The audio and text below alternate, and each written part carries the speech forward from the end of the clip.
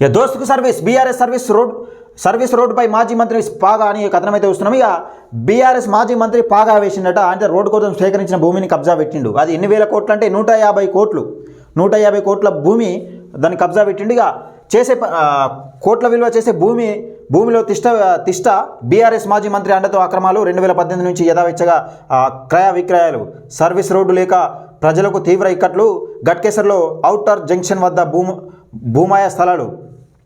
భూమాయ స్థలాల ఆక్రమణపై విచారణకు డిమాండ్ అయిన కథనం అయితే వస్తున్నాం. ఇక ఒక్కొక్కటిగా బీఆర్ఎస్ నాయకులు ఎవరైతే అవినీతి చేసిరో భూములు కబ్జా పెట్టారో ఎక్కడ అయితే ఆక్రమించారో నిజంగా ఏ పార్టీ అయినా కానీ ఇలా బీఆర్ఎస్ అయినా కానీ ఇలా కాంగ్రెస్ అయినా కానీ నిన్న బీఆర్ఎస్ అయినా కానీ రేపు బీజేపీ అయినా కానీ ఏదైనా కానీ ప్రజలు అధికారంలో ఇచ్చిరు కదా అని ఇష్టం ఉన్నట్టు ఆట ఆడితే ప్రజలు 5 సంవత్సరాల కాలంలో మీకు తీర్పు చెప్పలేకపోయినారు కావచ్చు ఒక సంవత్సరంలో, కానీ మరో టర్మ్లో మీకు దిమ్మ తిరిగే సమాధానం ఎట్లా చెప్తారన్నది మొన్నటి ఎన్నికల్లోనే తెలిసింది.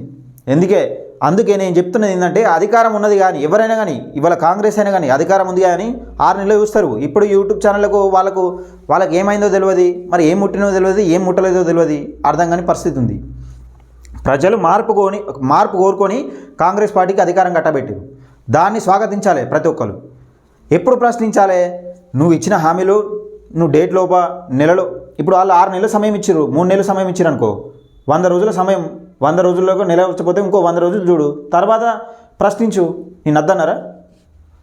ఏమో కుంపలు పూనిపోయినట్టు ఏమో అది చేస్తుర్రు. మళ్ళా బాపుర నెల కింద బీఆర్ఎస్ ఓటేయకు అని చెప్పిన వ్యక్తి ఇవాళ మళ్ళీ నువ్వే రావాలంటే ఎట్లా అన్నట్టు నువ్వే రావాలంటే నువ్వు ప్రజలకు ఏం మెసేజ్ ఇస్తున్నారు? అసలు ప్రజలను నిజంగా ఏం చేయాలనుకుంటున్నారు? ప్రజలకు ఎటువైపు తింపాలనుకుంటున్నారు మీ యూట్యూబ్ ఛానళ్ళతో? ఇన్ని రోజులు శాటిలైట్ ఛానల్ అంటే నమ్మకం ఏంది ప్రజలకు, అందుకే యూట్యూబ్ ఛానల్ చూసులు పెట్టారు. ఇక మీ ప్రజలు యూట్యూబ్ ఛానల్ కూడా ఇట్లా పూటకో మాట మాట్లాడితే అధికారంలోనే లేని వ్యక్తులకు నెల కింద అసలు ఈ మాట మాట్లాడి నెల తర్వాత ఆ మాట మాట్లాడితే మిమ్మల్ని నమ్మే పరిస్థితి కూడా ఉండదు. ఇక బీఆర్ఎస్ మాజీ మంత్రట 150 కోట్ల విలువైన భూమిని కబ్జా పెట్టేందుకు ప్రయత్నాలు చేస్తూ ఉన్నారట. ఈ ఆక్రమించారట. దానికి సంబంధించిన వార్త ఒకటి కథనంగా తీసుకొచ్చారు. ఇక వడ్డీ తక్కువ, షరతులు ఎక్కువ, తక్కువ వడ్డీకి అప్పులు తీసుకోవాలన్న సీఎం, కానీ జైకా ఏడీబీ రుణాలు అంత సులభం కాదు, వాటి షరతులను తట్టుకోలేమంటున్న అధికారులు.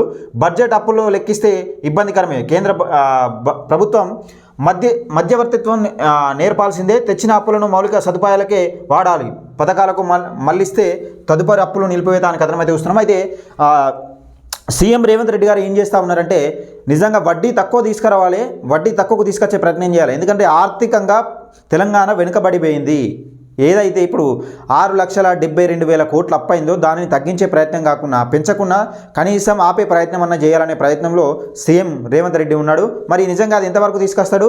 ఈ ప్రభుత్వం అన్న మరి అప్పులు తగ్గిస్తుందా అప్పులు చేస్తుందా అనేది చూడాల్సిన అంశం.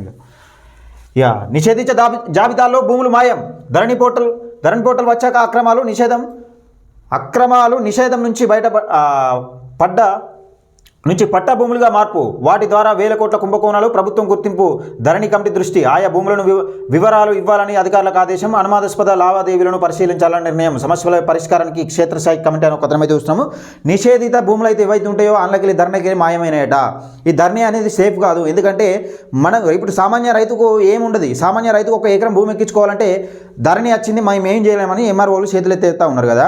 నిషేధిత భూములు ఏవైతే ఉంటాయో అందులోకి భూములు నిజంగా పట్టా రూపకంలోకి ఎట్లా మారినాయి అనేది ప్రభుత్వం అధికారులను వివరం కోరిందట. ఆ భూములను ఎక్కడికైనాయి విలువైన కోట్ల భూములుగా నిజంగా పట్టాలైనాయట. మరి ఎట్లయ్యో దానికి సంబంధించిన వివరాలు ఒకసారి చదువుతాం. నిషేధిత జాబితాలో నమోదు చేసిన అనేక భూములు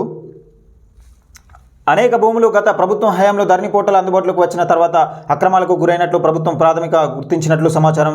వేలాది కోట్ల రూపాయలు కుంభకోణం దీని తర్వాత జరిగిందని నిర్ధారణకు వచ్చినట్లు తెలుస్తోంది. దీని వెనుక ఎవరున్నారు, వారికి సహకరించిన అధికారులు అన్న ధరణిపై నియమించిన కమిటీ ప్రత్యేక జాబితాలో ఉండి అన్యక్రాంతమైన ఆయా భూముల వివరాలు అందజేయాలి. అధికారులు సదరు కమిటీ ఆదేశించి ఈ కమిటీ తొలి సమావేశం గురువారం జరిగింది. కమిటీ కన్వీనర్ అయితే ఏం జరిగిందంటే ఇక్కడ మొత్తానికి నిషేధిత భూములు మాయమైపోయినాయట. అయితే ధరణిలోకి మాయమై మరి ఎవరి పేరు మీద ఎక్కినాయి, ఎవరి పేరు మీద ఎక్కుతాయిగా మీకు తెలియదా? బీఆర్ఎస్ బినామీల పేరు మీద ఎక్కుతాయి. బీఆర్ఎస్ నాయకులు ఎవరైతే ఉంటాయో కేటీఆర్ బినాములు, కేసీఆర్ బినాములు, వీళ్ళ కవితక్క బినామీలు, వీళ్ళ పేరు మీద ఎక్కుతాయి భూములు. అంతే కదా. ధరణిలోకి మాయమైనవి. ధరణి అంటే ప్రైవేటు అని ఫస్ట్ నుంచి మొత్తుకుంటా ఉన్నాడు తీన్మర్మల్లన. ప్రైవేట్ వ్యక్తుల్లో పెట్టిరు, సేఫ్ కాదని మొత్తుకుంటా ఉన్నాడు. అది ఏం చేసారు? ఇప్పుడు ప్రైవేట్ వ్యక్తుల నుండి స్వాధీనం చేసుకునేది ప్రభుత్వం.